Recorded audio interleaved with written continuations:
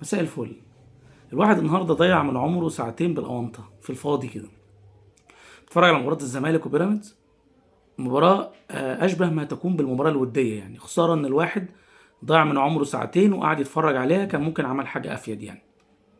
مباراه حاتم بطيشه معلق المباراه طول الوقت بيفكرنا ان دي مباراه بين بطل الدوري ووصيفه، وهي بصراحه مباراه لا ترقى انها تبقى مباراه حتى بين اتنين بيلعبوا مباراه وديه او اتنين بيصارعوا على الهبوط. مباراه ما كانش حد فيهم عايز يكسب، يعني الاثنين ما كانش فيهم رغبه ان هم يفوزوا النهارده. فيريرا طبعا كان عايز يخش ماتش الترجي وهو مش خسران ماتش البيراميدز، مش فارق معاه ان هو يكسب المباراه، خلاص هو كده كده بره الدوري. يعني الزمالك كده كده فقد الامل في الدوري. بالعكس، المشكله الكبيره كمان ان الزمالك ما بقاش كمان ليه طموح انه ياخد المركز الثاني والثالث. يعني الزمالك، الاهلي عنده مباراه مؤجله، لو فاز بيها هيبقى فرق بينه وبين الزمالك 14 بونت. كان ممكن الزمالك النهارده يقرب ويبقوا 12 مثلا، لكن مش فكره ان هو ينافس على الدوري، هو كده كده باي باي يعني. لكن فكره ان انت يا اخي حتى المركز المفضل بتاعك المركز الثاني حارب عليه، لكن الزمالك حتى المركز ده ما حاولش عليه وساب الصراع عليه بين فيوتشر وبيراميدز. فالزمالك كده كده بعيد، وكان كل هدفه النهارده ما يخشش ماتش الترجي وهو خسران. اما بيراميدز ف برضو ما كانش فيه طموح، زائد ان هو واضح ان هو كمان رامي طوبة الدوري ومركز اكتر في الكونفدراليه يعني. مباراه 65 دقيقه مؤمن ما فيش فيها كره واحده اون تارجت. 65 دقيقه بين الزمالك وبيراميدز اللي هم تاني وتالت فرقه في الدوري في الكره المصريه يعني، ما فيش واحده منهم اون تارجت. مباراه ممله. على الخط فريرا كان في ظاهره النهارده غريبه جدا، كان واقف على الخط بيوجه وجنبه في نفس المنطقه الفنيه كابتن اسامه نبيه. يعني اكن في اتنين مديرين فنيين لنادي الزمالك. وضع انا مش مستغربه على نادي الزمالك، لكن مستغربه ان فريرا قبل بيه. يعني فريرا دون طول عمرنا بنسمع عنه بقى البروفيسير والعروض لدرجه ان كان في كلام بيتقال ان فريرا في منتخبات في كاس العالم كانت عايزاه، يعني كانت عايز ضربه في كاس العالم، فعشان كده انه كان هيسيب الزمالك وكده. ده الكلام ده كان بيتقال في وقت قبل كاس العالم يعني. فمش فاهم ازاي انه يقبل الوضع المتدني ده. يعني هو كان بيدرب الزمالك، مشوه بعد اهانات وتطاول وكلام عليه بقى انه راجل كبر وبقى مخبول واتجنن ورجع تاني. لكن كمان راجع بوضع غريب، وضع لا يتناسب حتى مع مدرب محدود الامكانيات ملوش اسم. لكن انت يا فريرا بتاريخك ده وقابل الوضع ده، فانا موضع بالنسبه لي بصراحه مهين جدا ومش قادر افسره ان هو قابله ازاي. يعني انت فريرا مدرب درب سنين طويله، مش محتاج فلوس. درب في البرتغال ودرب في الدولة العربية ودرب الزمالك مرتين ثلاثة قبل كده، فشبعان فلوس. زائد المفروض ان هو يخاف على اسمه انه ما يقبلش حاجة زي كده. لكن ده أسامة نبيه واقف في المنطقة الفنية زيه راس براس. آه، آه، وضع مخجل وجديد. هو جديد. يعني انا ما شفتش فرق في الدوري المصري ما بيدربهاش فريرة، بيدربها في مدربين اقل من كده، يبقى واقف فيها المدير الفني وواقف فيها المدرب العام، الاثنين واقفين في نفس الوقت، كل واحد بيوجه جزء من اللعيبه. يعني وضع غريب، وضع غريب ما بنشوفوش دايما غير في مع نادي الزمالك يعني. على الناحيه التانيه طبعا الكابتن سيف زاهر في عالم تاني، يعني في عالم موازي برضو. يعني هتلاقي فكره ان هو ممكن يوجه انتقادات للزمالك او يوجه انتقاد. فبيراميدز حلو والزمالك حلو ومحمد صبحي بصراحه اول مره اشوف حارس مرمى بيبني الهجمه بالشكل الحلو دون. يا كابتن سيف، دي كان عك كروي. يعني سمي المسميات باسمائها الحقيقيه، ده كان عك كروي. مش لازم تقعد تطلع فيه اي كلام عشان تقول ان الايه ان انت ما تجيش على الزمالك يعني، او ما تجيش على بيراميدز تحديدا الزمالك يعني. آه، آه، زيزو زيزو من بعد المنشطات، قصة المنشطات والكلام دون، هبوط مستوى مريع.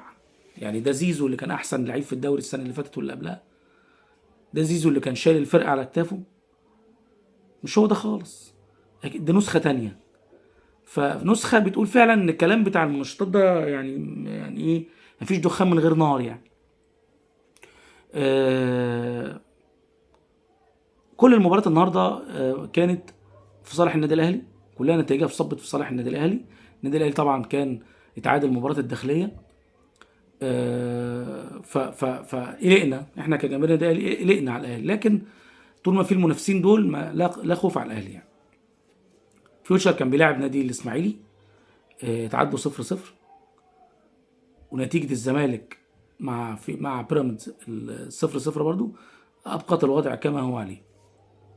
لفتت انتباهي بس ظاهره خاصه بنادي الاسماعيلي، يعني نادي الاسماعيلي، جماهير الاسماعيلي بيصارع الهبوط، ومش من السنه دي، السنه اللي فاتت والسنه اللي قبلها، ويعني والاسماعيلي بشكل على وشك انه يهبط. فجماهير الاسماعيلي سابت الدنيا دي كلها وسابت كل اللي بيحصل ده، ومتفرغه لمعركه كراهيه الاهلي، خلق عدو بنهاجمه وبنكرهه. يا سيدي اكره الاهلي زي ما انت عايز، لكن ليس هناك مبرر على الاطلاق للي حصل في مباراته النهارده مع فيوتشر اللي كانت بتتلعب في استاد الاهلي والسلام، ان انت بعض جماهير النادي الاسماعيلي تنزع لفته النادي الاهلي من على الجزء بتاع الاستاد بتاعهم اللي هم كانوا قاعدين في المدرج بتاعهم يعني، وتفخر بالموضوع ده قوي، وفي صور تانية الاهانات للشعار. يعني ليه؟ مفيش مبرر للكلام ده. انت فكره انت بتخلق عدو من الهوا وبتقعد ترسخ الكراهيه دي في حتى في الاجيال الجديده اللي طالعه وبدون مبرر. يعني انت ما كانش في بينك وبين النادي الاهلي احداث تخلي الكراهيه من ناحيتك بالشكل ده. ايه اللي حصل بين النادي الاهلي والنادي الاسماعيلي خلاك تكره الاهلي بالشكل ده؟ مفيش. يعني انت انتصارات الاهلي يمكن هي دي انتصارات الاهلي عليك بالسداسيات والرباعيات وقبل كده بثمانيه. الاهلي قبل كده غلب الاسماعيلي 8-0 الناس اللي ما تعرفش يعني. صالح سليم الله يرحمه لوحده جاب بينهم 7 في مباراه واحده. والسداسيتين قبل كده في استاد الاسماعيليه، غير الرباعيات والثنائيات والثلاثيات، يعني حدث ولا حرج. هو ده اللي مخليك كاره الاهلي بالشكل ده. طب ما انت الزمالك بيغلبك، يعني ما انت الزمالك بيهزم الاسماعيلي من غير ما يلعب حتى. يعني الزمالك لو قاعد في البيت هيغلب الاسماعيلي، وايا كانت المباراه بتتلعب في اي بطوله. الاسماعيلي النتيجه بتاعت مباراه الزمالك والاسماعيلي محسومه لنادي الزمالك، كلنا عارفين كده، وجماهير الاسماعيلي عارفه كده، وجماهير الزمالك عارفه كده. فايه اللي مخلي حاله الاحتقان الشديده دي من ناحيه نادي الاسماعيلي ونادي الاهلي؟ يعني حتى في احداث كتير حصلت ما بين اداره الاهلي واداره الاسماعيلي كانت كلها احترام من النادي الاهلي وتقدير للاسماعيليه وشعب الاسماعيليه والنادي الاسماعيلي. يعني الاهلي فتح ملاعبه للاسماعيلي عشان بس الكلام الاونطه اللي هو مترسخ في وجدان بعض الناس ان الاهلي ما فتحش ملاعبه للاسماعيلي بعد النكسه. لا، الكلام ده مغلوط ومش صح. الاهلي اتفتحت ملاعبه للاسماعيلي زيه زي الزمالك بالظبط، زي ما الزمالك فتح ملعبه للاسماعيلي يعني.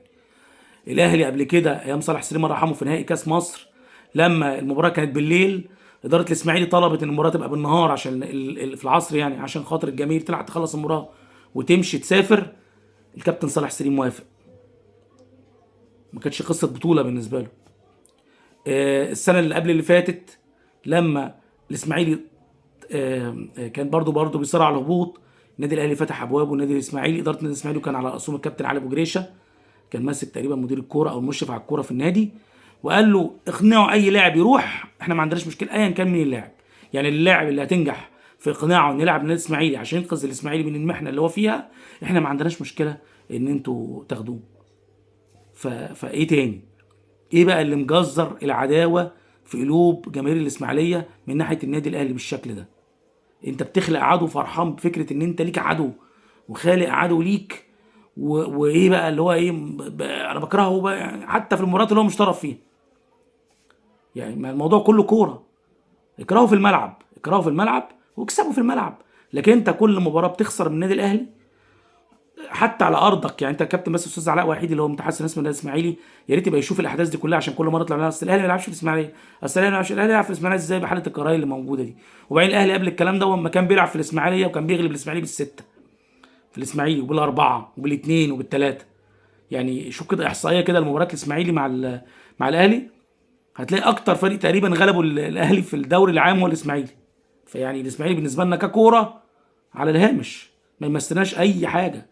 لكن احنا بنتكلم بس في العداوه والاحتقان اللي زاد عن حده قوي من ناحيه جماهير النادي الاسماعيلي حتى في المباريات الاهلي مش طرف فيه. ربنا يا رب يهدي الحال وينزع العداوه والبغضاء من قلوبنا جميعا. السلام عليكم.